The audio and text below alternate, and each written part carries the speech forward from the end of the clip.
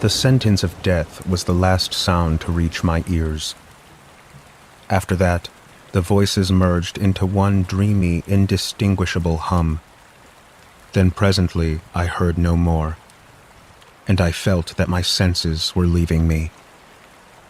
Yet, for a while I saw, but with such terrible distortion, I saw the lips of the black-robed judges.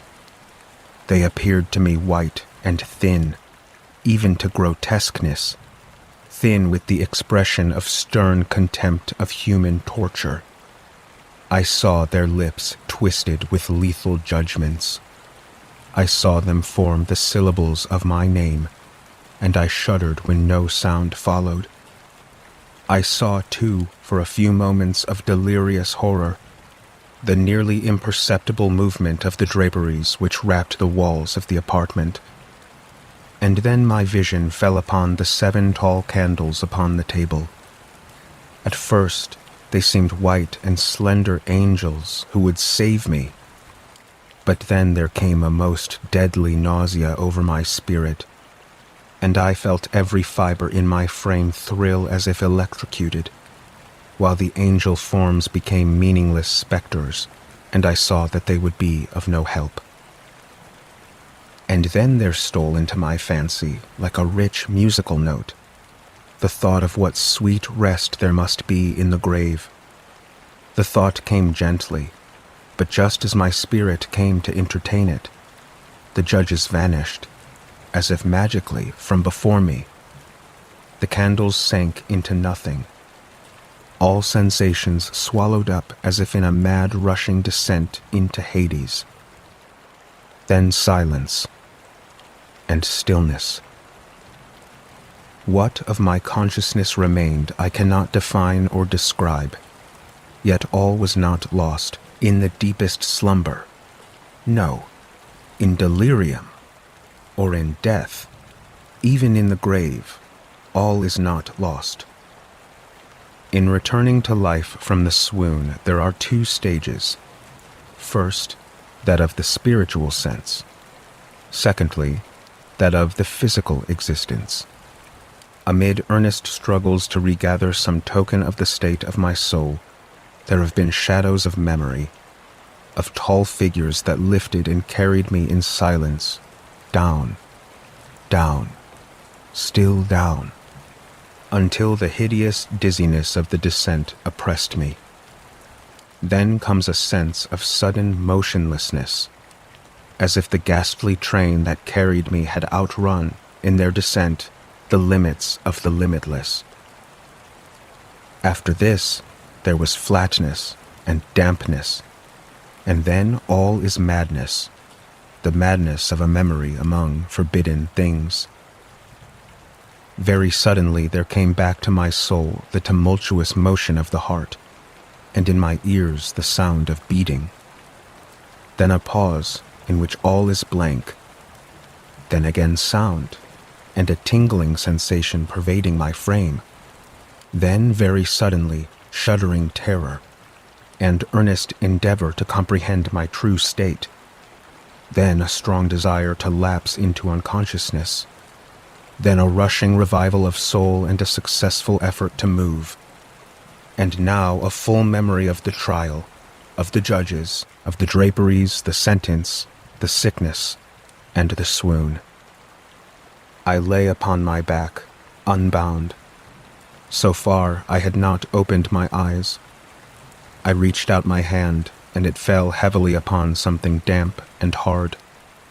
At length, with a wild desperation at heart, I quickly unclosed my eyes. My worst thoughts, then, were confirmed. The blackness of eternal night encompassed me. I struggled for breath. The intensity of the darkness seemed to oppress and stifle me. I still lay quietly, and brought to mind the proceedings, attempting to deduce my condition. It appeared to me that a very long interval of time had since elapsed since the sentencing. But where, and in what state was I? Had I been sent to the dungeon to await the next sacrifice, which would not take place for many months? This could not be. I thrust my arms wildly above and around me in all directions. I felt nothing, yet dreaded to move further. Perspiration burst from every pore and in big beads upon my brow.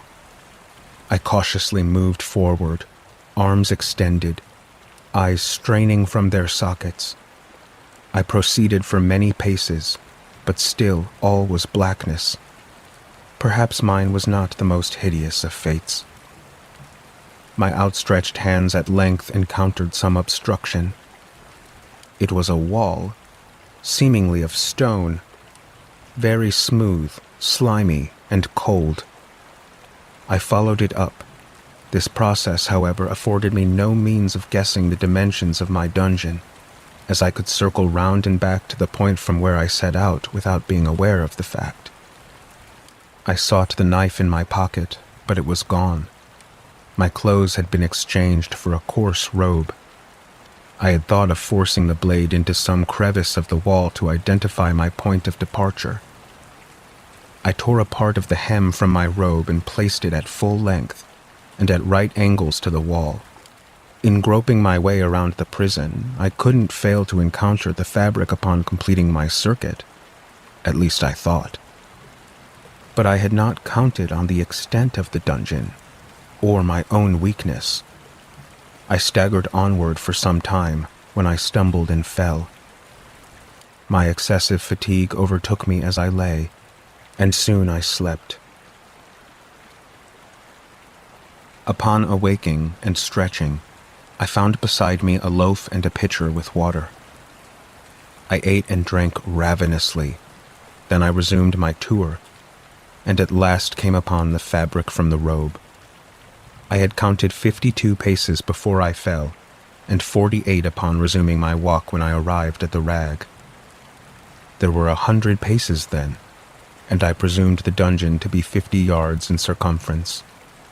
I had met, however, many angles in the wall, and thus could form no guess at the shape of the vault. Quitting the wall, I resolved to cross the enclosure. At first I proceeded with extreme caution, for the floor was treacherous with slime. I had taken some 10 or 12 paces, when the torn hem of my robe tangled between my legs, and I fell violently on my face. My chin rested upon the floor, but my lips touched nothing. At the same time, my forehead seemed bathed in a clammy vapor, and the smell of decayed fungus arose to my nostrils.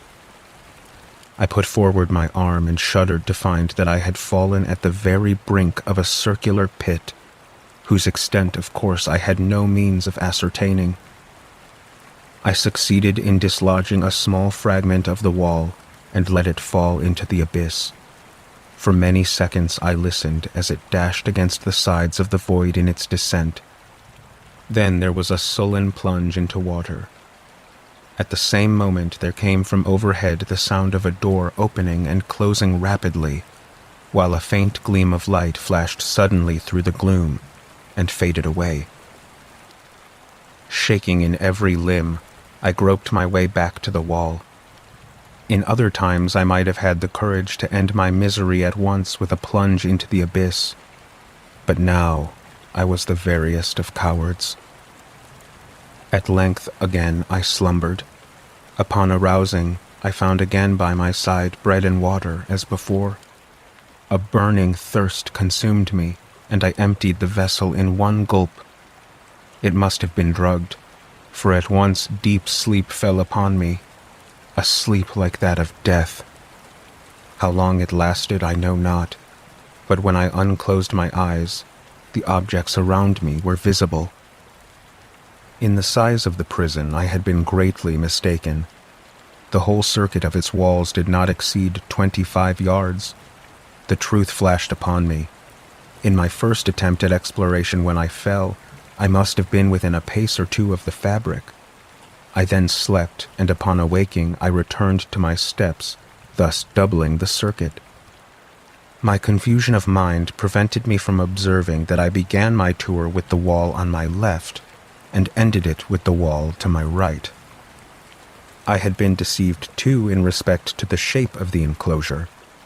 The angles were simply those of a few slight niches at odd intervals. The general shape of the prison was square. What I had taken for stone now seemed to be iron, in huge plates, rudely smothered in hideous and repulsive devices, figures of menacing creatures, with skeleton forms and other fearful images. I now noticed that the floor was of stone. In the center yawned the circular pit whose jaws I had narrowly escaped. All this I saw by much effort, for my condition had greatly changed during slumber. I now lay upon my back, at full length, on a low framework of wood, securely bound by a long strap which passed about my limbs and body, leaving only my head and my left arm, to such extent that I could, with much exertion, supply myself with meat from the dish on the floor. I saw to my horror that the pitcher had been removed. I was consumed with intolerable thirst. Looking up, I surveyed the ceiling of my prison. It was some 30 or 40 feet overhead and constructed like the walls. One of its panels riveted my whole attention. It was painted with the figure of Time as he is commonly represented, but he held the pictured image of a huge pendulum, such as we see on antique clocks. When I gazed directly upward, for its position was immediately over my own, I fancied that I saw it in motion. Its sweep was brief and slow. I watched somewhat in fear, but more in wonder. A slight noise attracted my notice, and looking to the floor, I saw several enormous rats traversing it. They had issued from the well which lay just to my right. They came in troops, with ravenous eyes, allured by the scent of the meat, and it required much effort to scare them away. It might have been a half an hour, perhaps even an hour, before I looked again upward. What I then saw confounded and amazed me. The sweep of the pendulum had increased by nearly a yard, and naturally its velocity was also much greater. Its lower end was shaped like a crescent of gleaming steel, about a foot across from tip to tip, with the points curving upward. The edge was as sharp as a razor and appeared solid and heavy, narrowing from the blade into a broad, sturdy structure above. It was attached to a heavy brass rod, and the entire machine hissed as it sliced through the air. I could no longer doubt the doom prepared for me. The plunge into the pit I had avoided by the merest of accidents. Having failed to fall, it was no part of the demon plan to hurl me into the abyss, and thus a different destruction awaited me. Inch by inch, line by line, with a descent only appreciable at intervals that seemed ages, down and still down it came.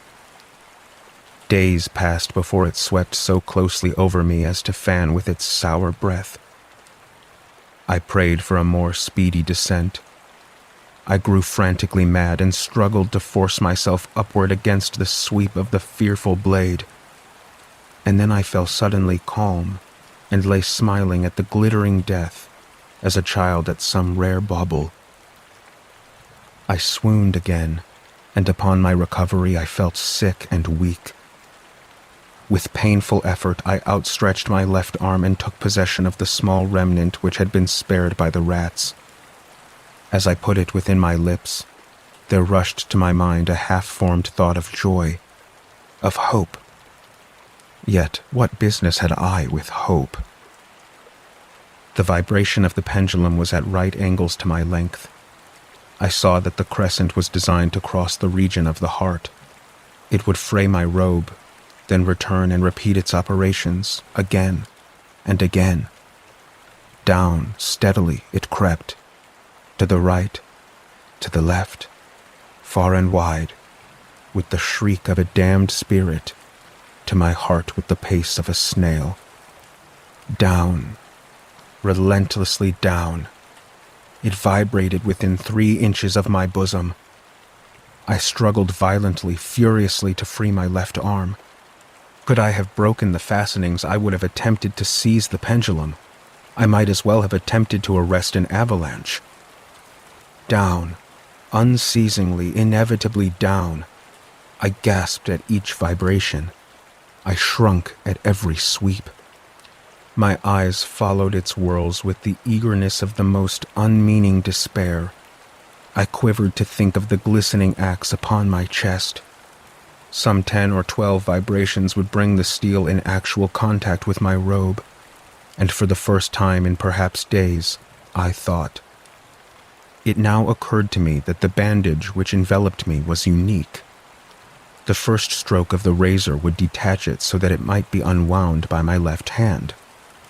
I elevated my head as to obtain a view of my breast. The fabric wrapped my limbs and body in all directions, except in the path of the blade. For many hours, my immediate vicinity had been literally swarming with rats. They were wild, bold, ravenous, their red eyes glaring upon me as they waited to make me their prey. They had devoured, in spite of all my efforts to prevent them, all but a small remnant of the contents of the dish. In their voracity, the vermin frequently fastened their sharp fangs in my fingers. With the particles of the oily meat which now remained, I thoroughly rubbed the bandage wherever I could reach. Then, raising my hand from the floor, I lay breathlessly still. At first the animals were startled by the conclusion of movement. They shrank back. Many sought the well, but this was only for a moment. 1 or 2 of the boldest leapt upon the framework, which seemed the signal for a general rush. Forth from the well they hurried in fresh troops, and leapt in hundreds upon my person. The movement of the pendulum disturbed them not at all. Avoiding its strokes, they busied themselves with the bandage. They pressed, they swarmed, they writhed upon my throat. Their cold lips sought my own. Disgust swelled my bosom, and chilled with a heavy clamminess my heart. Yet I felt that soon the struggle would be over. Plainly I perceived the loosening of the bandage, and with a more than human resolution, I lay still. Then I was free, and the robe hung in ribbons from my body. But the stroke of the pendulum had cut through the linen. Twice again it swung, and a sharp pain shot through every nerve. But the moment of my escape had arrived. At a wave of my hand the rats hurried away, and cautious, sidelong, shrinking and slow, I slid beyond the reach of the blade. I had scarcely stepped from my wooden bed of horror upon the stone floor when the motion of the hellish machine ceased, and it was drawn up by some invisible force through the ceiling. My every motion was undoubtedly watched. With that thought, I rolled my eyes nervously around the barriers that hemmed me in. I became aware, for the first time, of the origin of the low light which illuminated the cell. It proceeded from a crack about 1/2 inch in width, extending the base of the walls, which thus appeared completely separated from the floor. I endeavored in vain to look through this opening. As I arose from the attempt, demon eyes, of a wild and ghastly vivacity, glared upon me in 1,000 directions where none had been visible before, and a suffocating odor pervaded the prison. I panted. I gasped for breath. I shrank from the glowing metal to the center of the cell. Amid the thought of fiery destruction, the idea of the coolness of the well came over my soul like balm. I rushed to the deadly brink. I threw my straining vision below. Yet, for a wild moment, I refused to comprehend what I saw. Then it wrestled its way into my soul. Oh, any horror but this! I rushed with a shriek from the margin and buried my face in my hands, weeping bitterly. The heat rapidly increased, and again I looked up, shuddering at the next change in the cell. The room had been square. Now 2 of its iron angles were rounded. "Death," I said. "Any death but that of the pit." Flatter and flatter grew the prison, with a rapidity that left no time for contemplation. I shrank back, but the closing walls pressed me onward. At length from my writhing body there was no longer an inch of foothold. I struggled no more, but the agony of my soul erupted in one loud, long, and final scream of despair. Unable to bear the sight, I turned my eyes away. Then came the sound of 1,000 thunders, and the fiery walls surged outward. An arm reached out and caught me just as I began to fall, fainting, into the pit. There was a blaring blast of many trumpets, and the hum of human voices. The oppressors had been overthrown, and their reign of terror was at an end.